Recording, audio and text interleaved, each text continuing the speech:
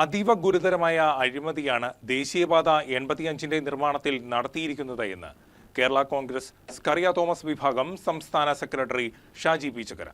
അശാസ്ത്രീയമായി നിർമ്മിച്ച ദേശീയപാതയിൽ അപകടങ്ങൾ തുടർക്കഥയാവുകയാണ്.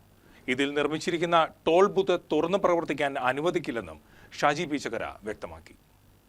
ദേശീയപാത 85ൽ 30 വർഷം മുൻപ് പോലും കാണാൻ കഴിയാത്ത തരത്തിലുള്ള അപകട പരമ്പരകളാണ് നടക്കുന്നത്. അപകടത്തിൽപ്പെടുന്ന വാഹനങ്ങൾ ഉപയോഗശൂന്യമാകുന്ന സംഭവങ്ങളും ആവർത്തിക്കുകയാണ്. നിർമ്മാണം നടത്തുന്ന ഹൈവേയുടെ വളവുകൾ പലതും പഴയപടി നിലനിർത്തിയിരിക്കുകയാണ്. കുപ്പിക്കഴുത്ത് പോലെ ചിലയിടത്ത് വീതി കൂടിയും തുടർന്ന് വീതി കുറഞ്ഞും കാണപ്പെടുന്ന റോഡിന്റെ നിർമ്മാണത്തിൽ അശാസ്ത്രീയത ആർക്കും വ്യക്തമാകും. അഴിമതിയുടെ കൂത്തരങ്ങാണ് ഹൈവേയുടെ നിർമ്മാണം. തണൽ മരങ്ങൾ വെട്ടിമാറ്റി ഇവിടെ നിന്നും കൊണ്ടുപോയി. നീക്കം ചെയ്തതായി കാണപ്പെടുന്ന ലോഡ് കണക്കിന് മണ്ണ് എന്തു ചെയ്തു എന്നതിനെക്കുറിച്ച് യാതൊരു വ്യക്തതയുമില്ല.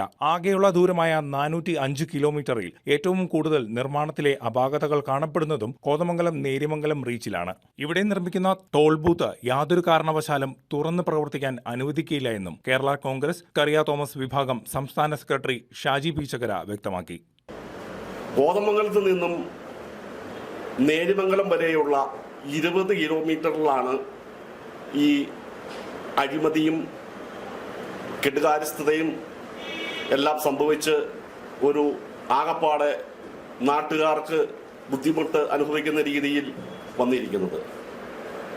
നമുക്ക് അറിയാം, നേരത്തെ തന്നെ ഈ പാത ഉണ്ടായിരുന്നതാണ്.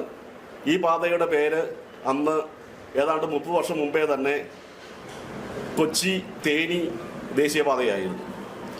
ആ കാലത്ത് യഥേഷ്ടം വാഹനങ്ങളും അതുപോലെ തന്നെ ടൂറിസ്റ്റുകളും നന്നായി പോയിക്കൊണ്ടിരിക്കുന്ന ഒരു റോഡായിരുന്നു നമുക്കുണ്ടായിരുന്നത്. അതിനകത്ത് ധനുഷ്കോടി എന്ന പേര് കൊണ്ടെന്ന് ഇതുപോലെ ആക്കി കഴിഞ്ഞപ്പോൾ ഈ കേന്ദ്ര ഗവൺമെന്റിന്റെ അനാസ്ഥയാണോ അതോ NH അധികൃതരുടെ അനാസ്ഥയാണോ അതോ ഇവർ എല്ലാവരും ചേർന്നുള്ള അനാസ്ഥയാണോ അതിൻ്റെ കൂടെ രാഷ്ട്രീയക്കാരും ചേർന്നുള്ളതാണോ എന്ന് ഇവിടുത്തെ ജനങ്ങൾ ഭയപ്പെടുകയാണ്.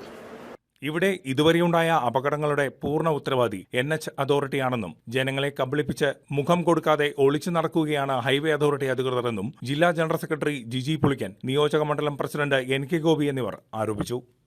News desk KCB news.